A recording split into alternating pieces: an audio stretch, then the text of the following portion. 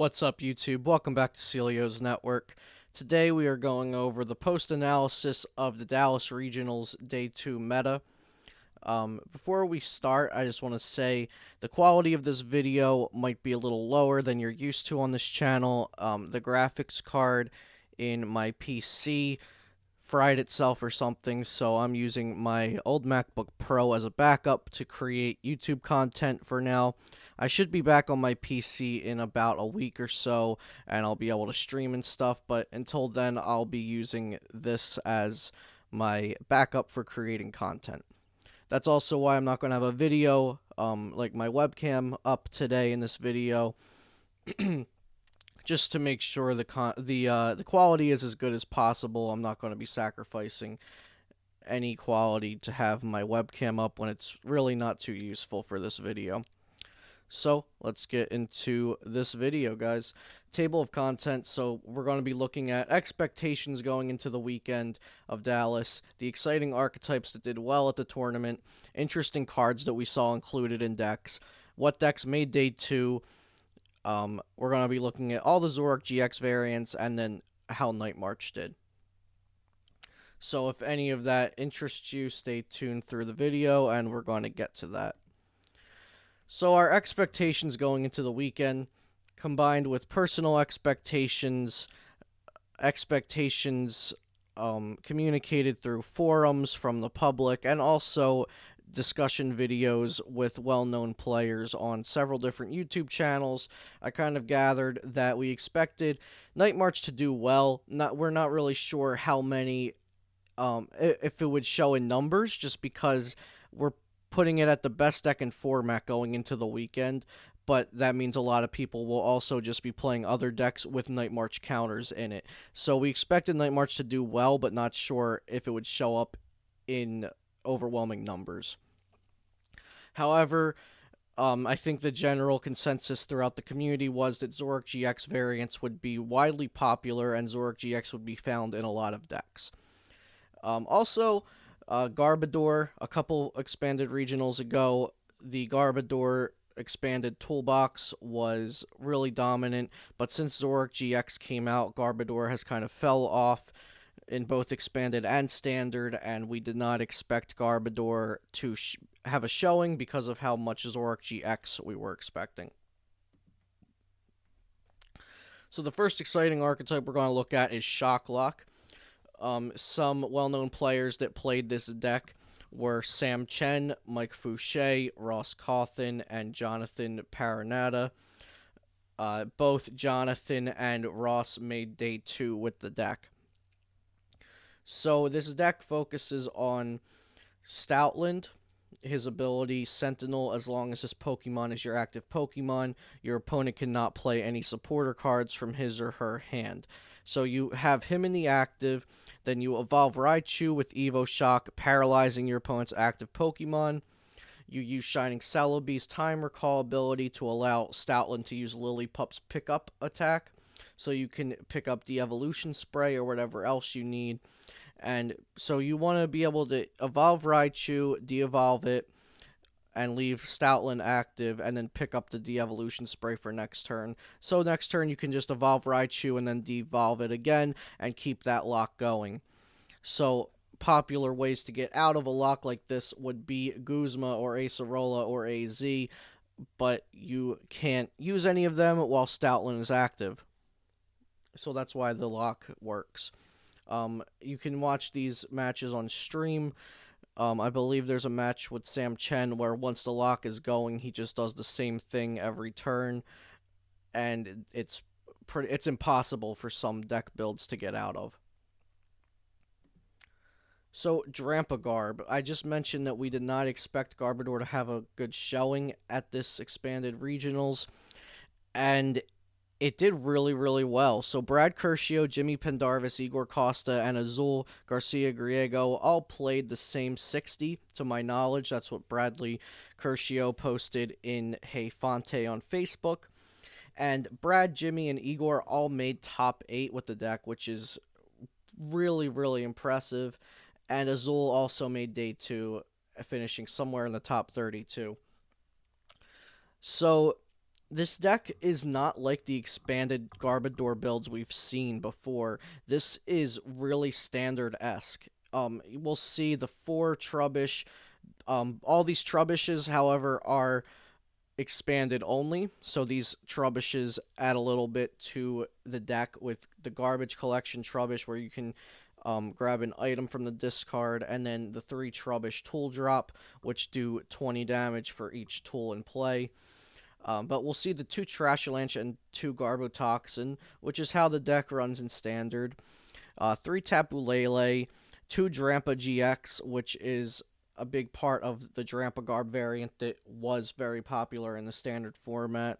And then a Tauros GX and an Oricorio. The Oricorio is for Vespiquen and Night March decks, but the Tauros GX is a nice addition that I really, really liked when watching this deck on stream and just looking at the list overall. Tauros GX hasn't been seeing play too much since since Guardians Rising. Ever since Burning Shadows came out, Tauros GX hasn't seen play.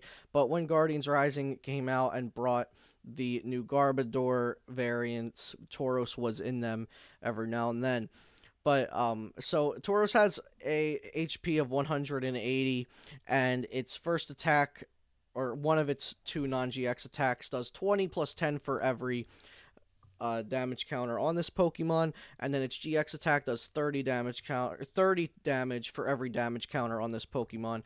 And as Zoroark GX will sometimes have a hard time one-shotting this Tauros, you can get value out of that. So this deck is playing 3 Parallel City to really punish Zoroark decks. So if they fill up their bench to 8 with Skyfield, you put them down to 3. 3 is a really big deal. 3 is so much better than Field Blowering their Skyfield and they go down to 5, or Sudowoodo and they go down to 4, and they just have to get rid of Sudowoodo. Parallel City, I think this was incredibly insightful of the deck builders to include 3 Parallel City in this deck over trying to just Field Blower away the Skyfield or use Sudowoodo. Overall, I just enjoy this deck so much. I don't want to make this video about this deck, but I wanted to go into it a little bit for you guys, and there's the list. So if you wanted to see the list, there it is. Yeah, I really, really love this deck. So Archie's Blastoise, I was really hype watching this on stream. Cody made day 2, but unfortunately did not finish in the top 32. So this deck focuses on Archie's Ace in the Hole, emptying your hand to just Archie, bringing out Blastoise, and then powering up your Pokemon with this Rain Dance-like ability called Deluge. You may attach a Water Energy card from your hand to one of your Pokemon as often as you like. It's usually attached to Keldeo because Keldeo does more damage for each Water Energy. So this deck has been seen in past years. It was very popular in expanded formats. I believe it was popular in the standard format when this deck was standard. But it's a deck from the past, kind of. And I was really happy to see it perform well at Dallas Regionals. Next, so this deck didn't quite make it to day 2, but it was 2 places away from top 38. Yeah, so it made 40th place. So it didn't have a day 2 record, but it was very close. Israel Sosa made this deck and called it Gucci Gang. It's a Dusknoir Tapu Koko Necrozma deck, but the spin on this version is Seismitoad to item lock your opponent to slow them down to allow you to set up. I just wanted to make sure this deck was seen by as many people as it could be, since it's such a different deck, and I love the creativity and the skill that it takes to play this kind of deck. So interesting cards we saw included in some decks. Bunnelby was seen in players' Zoroark GX decks as a win condition versus Wailord decks. So Wailord wants to wall with the massive Wailord EX in the active, and mill your deck and get rid of all of your resources. Well, Bunnelby can get your resources back with Rototiller, or it could also mill your opponent. with Burrow, and you get to use 2 attacks a turn with Bunnelby, so you can either use one of each, or 2 Rototillers, or 2 Burrows. Just a super simple tech for Wailord, which the players said turned what was almost an auto loss into almost an auto win. So Ninetales from Dragons Exalted, also a black and white promo 66. I haven't seen this card in a while or heard talk about it in possibly forever. Simon the Road included this Ninetales in his Zoroark GX deck as a means of switching his opponent's Pokemon outside of Guzma and Lysander. So kind of like, exactly like Bloodthirsty Eyes from Lycanroc GX, except this Pokemon is not a GX Pokemon, so it's not a liability on the bench. So, Bright Look, when you play this Pokemon from your hand to evolve one of your Pokemon, you may switch one of your opponent's bench Pokemon with his or her active Pokemon. So, you get that Bloodthirsty Eyes Gust effect without putting down a GX Pokemon and without putting down a supporter card. A really neat inclusion that I definitely wanted to make sure saw some spotlight. Lastly, for interesting cards, we have Red Card. Riley, I'm sorry, there's a typo there. Riley Hulbert, who was the champion of Dallas Regionals. He used Red Card in his Lanzoroark deck as an extra way of disruption on his opponents. So he could Red Card and play a supporter card of his choice. He didn't have to save his supporter for N. Also, I believe Red Card Getsis is a very good combination, as well as Red Card Hexmaniac. There's just a lot of disruption to be said that you can do with Red Card. So I thought this was really cool to see players include. It's not something that was talked about before the tournament, but players were insightful and creative and studied the meta enough to know that this would really hurt their opponents.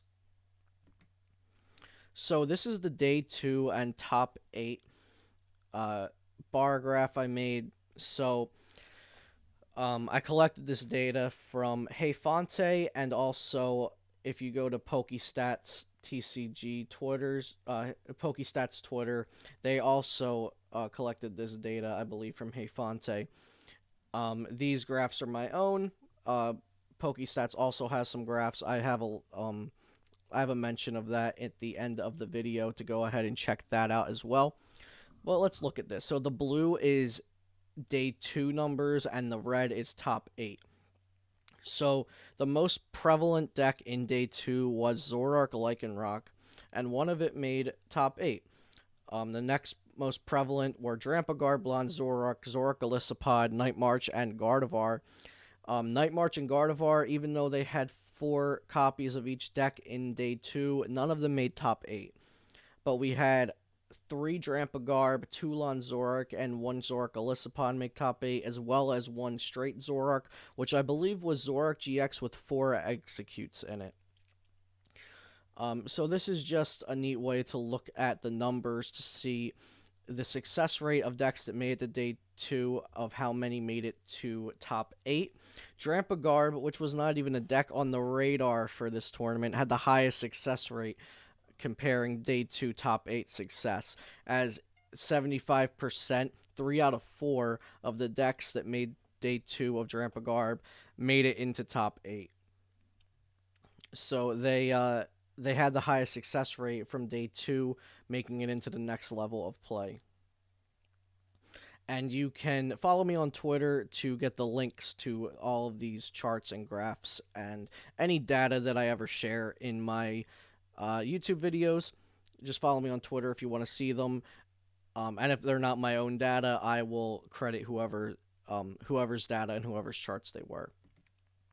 So this pie chart that I wanted to share looks at the day 2 meta a little differently. So exactly 50% of day 2 were Zoroark GX based decks. So this means that the main attacker or main Pokemon of the deck was either Zoroark or shared between Zoroark and another Pokemon, such as Zoroark Golisopod decks, the Zoroark Vespiquen deck that made day 2, etc. So 50% of day 2 were Zoroark GX based decks. There was a 10.5% showing of decks with Zoroark GX as support, and these were the 4 Night March decks that made Day 2. They were decks using Zoroark GX, but the main attackers were Night Marchers. Zoroark GX was there as support and a backup attacker. Then we had 39.5% of the decks not using Zoroark GX. So just an interesting chart here that I thought a lot of people might be interested in seeing. So Zoroark GX, we had a lot of different variants that we saw make Day 2 and that were played at the tournament as well. We had Zoroark Elisipod, Zoroark Lycanroc, Lon Zoroark, Zoroark with Counter Energy, Straight Zoroark, and one that I didn't list is Zoroark Lycanroc with Vileplume from Ancient Origins, just because I already had Zoroark Lycanroc up here, and that was one deck. One player played that in Day 2 with the tech line of Vileplume Ancient Origins. So Zoroark Elisipod, it's kind of similar to the standard Zoroark Elisipod. It's basically you have 2 really good attackers, and Zoroark also has the trade ability. So I'm not going to go too much into Zoroark Elisipod or too much into Zoroark Lycanroc, since we know a lot about those decks from the standard format, and there's also a lot of coverage for them around YouTube for the expanded format. Lon Zoroark is something that a lot of people have questions about. Lon Zoroark is Zoroark GX, so it's normally a 4/4 line of Zoroark GX. We also use the Foul Play Zoroark, which can copy an attack from the opponent's active Pokemon. A 2/1 or a 1/1 line of Alolan Muck, which when Alolan Muck is in play, basic Pokemon's powers do not work in the hand, in the deck, in the discard, or in play.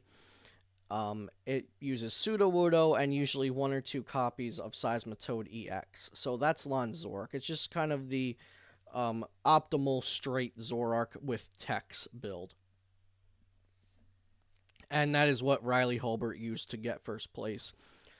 Then there was Zoroark Counter Energy. I don't have too much information about this deck, but I believe Xander Pero was the only one to use it that advanced to Day 2. We just know that it was Zoroark GX with Counter Energy and some attackers in the deck that could utilize Counter Energy. And Straight Zoroark, which got second place, was just focused on consistency. It was the 4/4 Zoroark GX, and it had 4 Execute, so you could use them for its Propagate ability, which is once during your turn you may bring this Pokemon from your discard pile to your hand, and once that gets discarded, it's reset, so you can use that for every trade if you only have 1 Execute in the discard. But also you can bench them all, and then if your bench gets cleared by a Sudowoodo or a Parallel City, you can remove the condition that's limiting your bench and then bring those Executes with Propagate back to your hand and bench them again, so you can be dealing your maximum damage with Riotous Beating. And the last section we're going to look at is Night March. So going into Dallas, Night March was poised as the best deck in the format. Night March didn't make top 8 of the tournament, but 4 did make top 2, and right here we have Connor Finton's list from Team ARG. He made top 32 with the deck, and I wanted to share his list because I feel that it's a pretty standard Night March deck, so the viewers will get the gist of Night March by seeing this list. And if I'm not mistaken, when he shared this list, he said that he wouldn't change a single card in it. So Night March, it might still be seen as the best deck in format, I'm not sure, just because it has so much influence on how people build their other decks. That's why Seismitoad and Karen and Oricorio are seeing play. That's why these decks are built the way they are. And if Night March wasn't around, then the Zoroark decks would probably be built a little differently. So I definitely think that this deck is one of the top, if not the top deck still, even though it didn't make top 8 or win the tournament. So for more information, you can follow me on Twitter at Luke_Morsa for the links to the charts used in this video. I also share Google Docs with the deck lists that I work on the stream with my stream viewers. And for an additional Day 2 meta-analysis on the regionals, you can find PokeStats on Twitter at PokeStats_TCG. I'm not affiliated with them, but I love what they do. And they have a more article-based Day 2 meta-analysis on the regionals, so go check that out if this video left you wanting some more information. So thank you guys for checking this out. Stay tuned for Ultra Prism content coming as soon as the set is released on PTCGO. Subscribe to me, like, and comment if you enjoyed. And like I said, I'll be back to posting my full quality content as soon as my new graphics card is in my PC. For now, I'll be using the MacBook. So thank you guys for watching. Have a good day or night, whatever it is for you. And I'll see you next time here on Celio's Network.